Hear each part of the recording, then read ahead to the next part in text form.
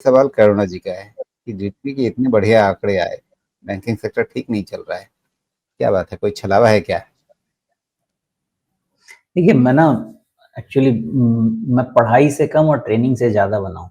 कहने का मतलब ये है कि जिस जगह से मैं पढ़ाई करके आया था ना, वो पढ़ाई इतनी कम थी कि बाकी कवर अप करने के लिए अगर मुझे ट्रेनिंग नहीं मिली होती ना, तो मैं शायद इतनी समझ बिल्ड नहीं कर पाता।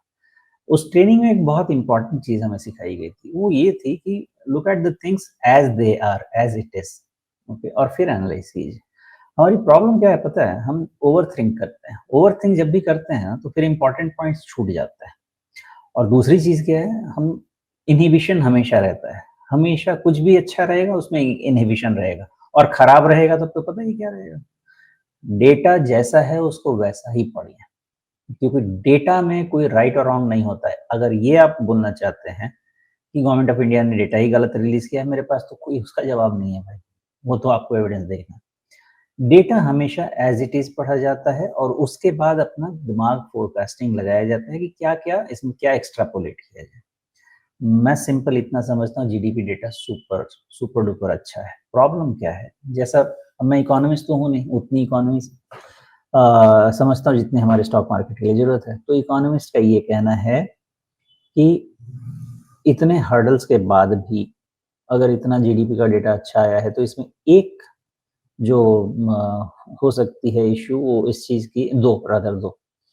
पहला ये कि अगर स्टॉकिंग कर लिया गया था यूएस में पहले से बहुत सारा, बिकॉज़ टैरिफ आने वाले हैं देख के, तो वो एक्सपोर्ट में नंबर्स आ गए होंगे और मेबी वो हमारे जीडीपी में ऐड हो गया होगा।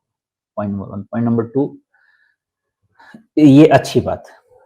सो अच्छी बात नहीं क्या है, गवर्नमेंट ने फिस्कल डेफिसिट जो 4.4% ऑफ जीडीपी का एस्टिमेट किया है FY 26 के लिए, वो बेस्ड है 10.1% नॉमिनल जीडीपी।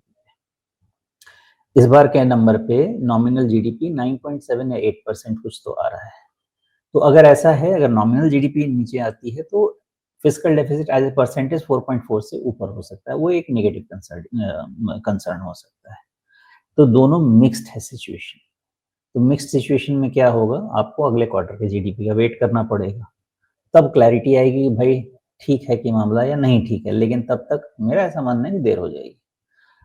मार्केट और इकोनॉमी दोनों अलग-अलग तरीके से समझना होगा। इकोनॉमी को 6 महीना, 12 महीना, 18 महीना इस तरह से आगे जाके आपको और हमको सोचना पड़ेगा और उसके बाद स्टॉक मार्केट को अभी समझना पड़ेगा, because stock market forward looking है और इकोनॉमी का जो भी डेटा आता है वो आप समझें कि ऑलमोस्ट टेल डेटा होता है, हो गया है। आने वाला हमको अंदाज़ा लगाना पड़ता है। आने वाले इकोनॉमिक्स जो मेरी समझ ये कहती है कि आने वाला समय हमारा, अभी जैसे उस दिन पंत जी को आप लेके आए थे, तो उन्होंने बताया कि 56% कंपोज़िशन हमारा इकोनॉमी में कंजम्पशन का है और गवर्नमेंट क्रेडिट और कंजम्पशन पे पूरा काम कर रही है, तो समडे तो काम करेगा ना भाई। तो आने वाले समय में जीडीपी को तो और पुश मिलना चाहिए। तो मेरा ऐसा अंदाज़ा है कि अच्छी लिक्विडिटी, अच्छा कंजम्पशन एक बार किक इन हो गया, वो आपको 1.5 से 2 साल तक कम से कम रह जाएगा। मेरी समझ ये कहती है कि इस डेटा को एज़ इट इज़ रीड कीजिए और उसके पीछे की इकोनॉमिक्स है, जो लिक्विडिटी का बूस्ट हो सकता है, क्रेडिट का बूस्ट हो सकता है, इन सब के हिसाब से समझेंगे तो जीडीपी पॉजिटिवली सरप्राइज़ करना चाहिए, क्योंकि अभी तक क्या बिल्ड हो रहा है, सिर्फ नेगेटिव बिल्ड हो रहा है। आपको आने वाले समय में कई जस्टिफिकेशन मिलेंगे, जैसे अभी का जस्टिफिकेशन मिल रहा है, यूएस का एक्सपोर्ट छूट जाने के कारण आपका जीडीपी 0.3 से 1 परसेंटेज पॉइंट तक नीचे आ सकता है। लेकिन अब धीरे-धीरे ये भी स्टोरी बिल्ड होने लगी है कि ये एक्सपोर्ट डाइवर्ट हो सकते हैं, नए जो अपना चाइना, इंडिया, रशिया रिलेशनशिप चल रहा है, मिडल ईस्ट में रिलेशनशिप चल रहा है, एशियन कंट्रीज में चल रहा है, हो सकता है कि धीरे-धीरे वहाँ पे ये सब चीज़ ऑफसेट भी कर दे, उसका असर नहीं भी हो, तो ये सब कहानी आने लगेगी। एक बार मार्केट चल गया ना, आप देखिएगा फिर सब अच्छा डेटा आने लगेगा।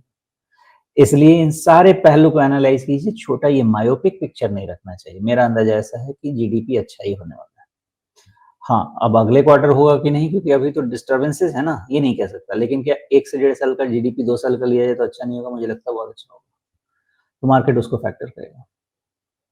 जी।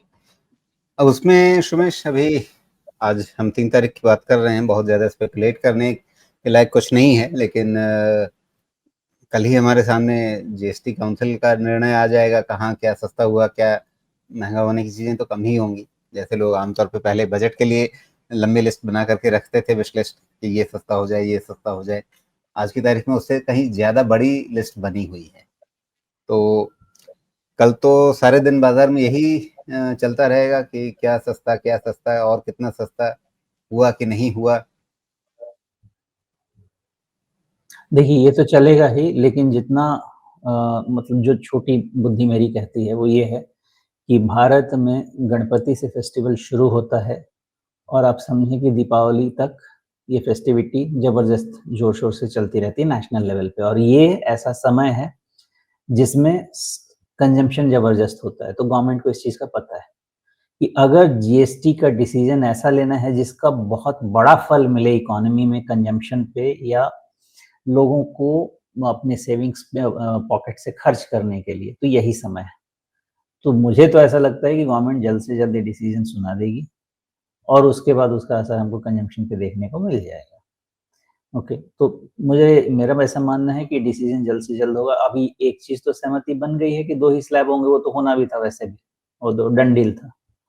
अब इसके बाद पता नहीं, और एक तो 40% वाला पता नहीं कहाँ से क्यों किस्सा आया है, वो नहीं पता मुझे। लेकिन वो ही एक थोड़ा-सा हर्डल हो सकता है, बट नेट-नेट मुझे तो ऐसा लगता है कि 2 स्लैब में एक तो चीज़ें क्लीन हो जाएँगी, बिकॉज़ वो 75 स्लैब रह के कोई फ़ायदा भी नहीं है।